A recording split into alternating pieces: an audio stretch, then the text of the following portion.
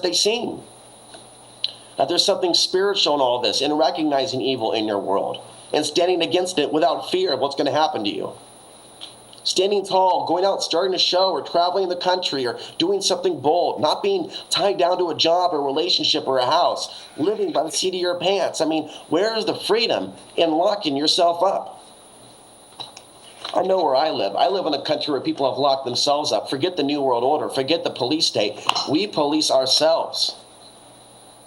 Well, Alex, I know you can't see what's going on here. I know you can't see what's going on here, but we got 12 minutes left and one caller on the line. All right, let's go ahead and see if we can hear that caller. Okay. Go ahead, caller. Oh, yes, Alex. I've listened to I try to listen to your show as often as I can. Is there any way that you could explain more about this New World Order? I've been telling people for years and years and years and years as I've read about it, heard about it, and I don't think anyone really understands what it is. That we're really being forced into, really, actually. We've got our European messed up, but we got everything messed up. And I understand Russia, China, and all. We're trying to come into one currency, one world, one big. It's all screwed up. Could you explain more about the New World Order situation to most people where they can really understand it? Because we're really being tricked into a whole lot of stuff that we really don't understand, and we think we do. Thank you. Thank you for your call. Bill, could you tell me some of what he said? Because I only made out about half of it. Well, he was wanting you to explain more about the New World Order. He said that he's been trying to tell his friends about it for so long. He wants to know an effective way to get the message across. Boy, friends and family can be difficult nuts to crack. I know that one firsthand. So you're going to have to accept some things that you cannot change. Presentation is everything. There's films that some people use to get things out because a lot of people can't pause long enough and stop arguing with what you're saying to hear what you're saying. I know what that's like. And so Bill plays programs here. We put on shows. There are documentary films you can hand people about certain subjects, but it's not really easy because you have an anarchy of information out there when it comes to many of these films that talk about the New World Order. And we have many personalities, as we know, in this movement that put their stamp on everything as if they're the originator of this information. Man, I think a lot of us have faced this question in our lives. How do we wake people up? And I think that we have to find the most effective way to do that, but we're really here to also wake up ourselves. Where am I in all this? I mean, this is really about my soul, too. I mean, I'm trying to wake people up, but I'm speaking as an individual because I believe that we are facing similar things as individuals. As a man, as a young man, 31, live in this crazy world.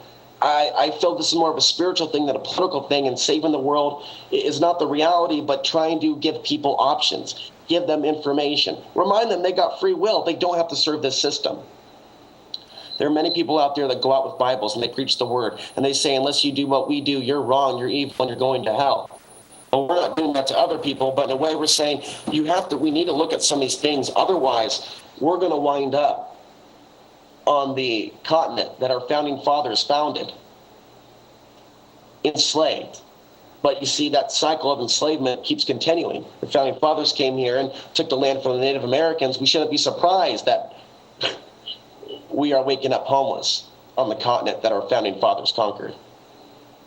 We can try to wake people up, but we have to understand, ultimately, why are we here on earth? Why do we have this information? Why are you in Portland listening to me? Why do I feel that I need to be in Texas to watch what's going to be happening to the West Coast from a distance? We all have our reasons why we do things, but we have to stay true to a higher purpose. There's a lot of people out there that are literally worshiping material things like it is God, because it's all people know to extract pleasure in their neurological processes, because we've been conditioned that way since the moment we were born. We have to start living for something else, living for a greater cause. And I think 9/11 did that for a lot of people. It woke people up that there is evil within our government that just murdered 3,000 of us to bring forth a new world order. And now we're seeing it come to fruition. They're murdering this country in front of us. Come out in the news about what our government's involved in. It's a wake-up call. Are we going to serve that? Are we going to try to? We don't even have to use the word fight. This is love. This is not anger. Love. Through love, We try to spread awareness. Through love, we try to awaken people. My friend, you do the best thing that you can do out of love, and you are on the right path. That is all you have to do. You don't have to answer to anybody. You don't have to tell your friends the whole story. All you have to do is be in the light. This is what a lot of people are scared of. There are people that I have met in Portland that are literally terrified of belief in a higher power, outside the box of religion, outside the box of New Age dogma that states we will only talk about pleasant, happy things and butterflies. We won't deal with the New World Order. We're only going to deal with what they see as the law of attraction, what they perceive. I'm going to tell you, the spiritual awakening is learning about this dirt we've got to deal with on earth and push it out. We've got to clear that stuff out of here. We are responsible for waking up the many levels of ourselves. We are not responsible for others' actions. We are responsible for our own actions. That is all you're responsible for. Hey, we've got a caller on the... Okay, let's go ahead and go to that. He wants to compliment you. Anyway, go ahead. Good evening. Go ahead, caller. Hello, caller.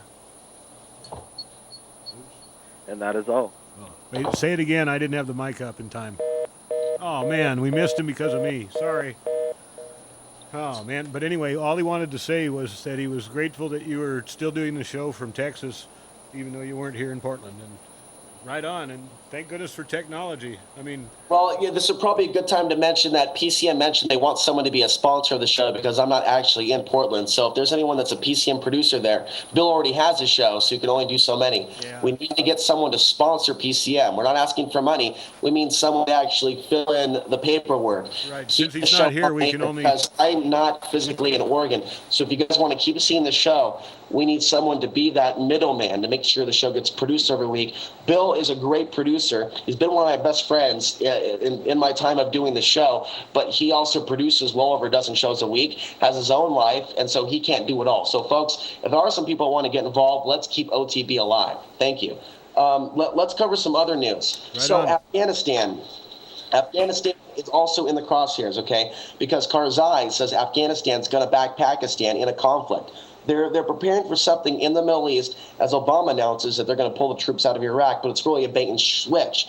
Okay, here they are, set up Iran, about to start World War III, because that would, of course, result in a counterattack from China and Russia. But we're also seeing other evidence that U.S. troops are amassing near the Afghan border. Near the Afghan-U.S. border, they're amassing, and this is causing great concern. There's a lot of weaponry there as well. But what makes this super interesting is that China is there as well. They're working with the Pakistanis. China was invited by Pakistan to take place in a joint war games drill. So we have Pakistan and China doing a drill over here, okay, on the Indian border, on the Pakistani-Indian border, and on the Pakistani-Afghan border, we have U.S. troops massing. At a point in time where our economy is crashing, there's protests in the streets, riots in the streets, a lot of racial tension, and of course, we're seeing the situation developing with Iran, and Russia's eyeing a new world order. So things are certainly moving. So that's what I got on that end. Let's blast through these really briefly, just so you're aware of what's coming out in the news. Because in this stage theater of war, they're going to bring out articles one by one to get people freaked out, to scare people as they prepare this next conflict. U.S. worries over China's underground nuclear network. We've got that graphic on Bill's end. A leading U.S. lawmaker who fears budget cuts could delay modernizing the U.S. nuclear arsenal voiced concern last week about an extensive tunnel complex designed to house Chinese nuclear missiles. So they're basically saying the military needs more money, China's rising, so give us more money so we can be safe from their extensive underground nuclear tunnel network.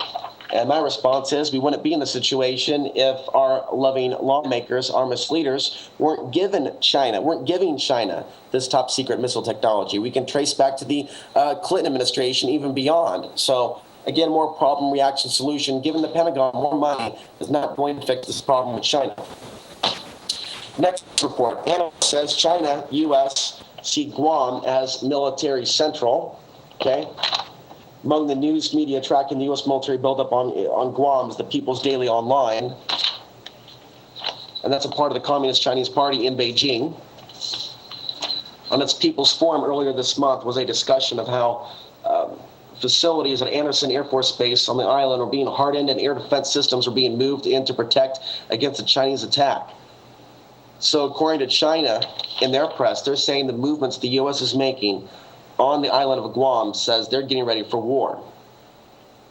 Guam would be central to American operations if the U.S. and China were to go to war because of miscalculations either regarding Taiwan, developments in the Korean Peninsula, or access to the South China Sea. And it goes on and on. There's also so the thing about Guam and why I brought that article tonight is because when Top Off 4 took place in Portland in 2007, they ran that joint response drill in 3 cities at the same time.